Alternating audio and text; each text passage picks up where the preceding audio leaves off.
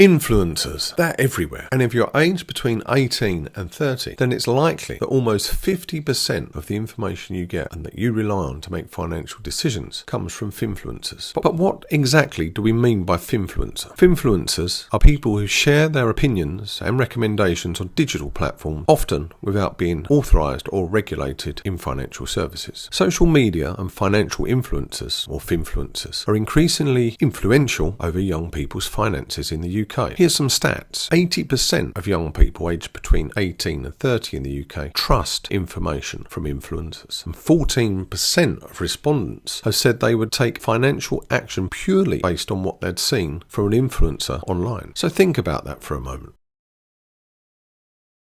So whether it's just down to the digital reach or whether it's dissatisfaction with traditional channels of communication, there are good and bad influencers, and the example I'm about to provide appears to be a very bad one. If you've watched Love Island, The Only Way is Essex, or Geordie Shore, you'll be familiar with names like Rebecca Gormley, Chris Biggs and Jamie Clayton from Love Island, and Lauren Goodyear and Yasmin Okello from The Only Way is Essex, as well as Scott Timlin from Geordie Shore. And an allegation has arisen that they influenced their followers, combined total of some 4.5 million, relating to an Instagram account allegedly run by Emmanuel Nawaza and Holly Thompson, using the handle @Holly_FX Trends, and that they provided financial advice on buying and selling contracts for difference, or CFDs, without regulatory authorisation. Nawanzi also allegedly ran an FX trading platform and provided unauthorised financial promotions. It's alleged Mr. Nawazi paid the celebrities to make promotions, so he's charged with running an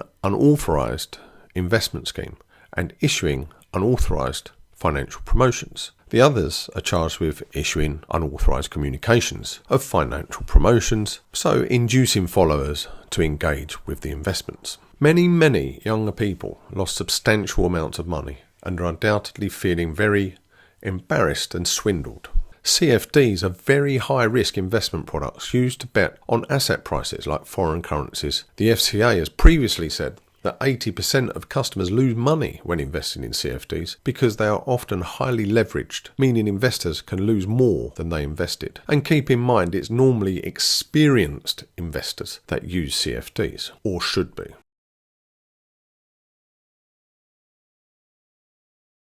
You should only trade CFDs if you have experience and knowledge in trading, have the time to manage your CFD positions actively, understand leverage, have a high risk tolerance, are trading with money you can afford to lose. Now, this isn't the place to pass judgment on whether a crime has been committed. That's up to the FCA and the courts. And even if it has, the most likely outcome will be a mere 2 years jail. But more importantly, it demonstrates that the regulator is taking Finfluencing seriously, and in my opinion, about time too.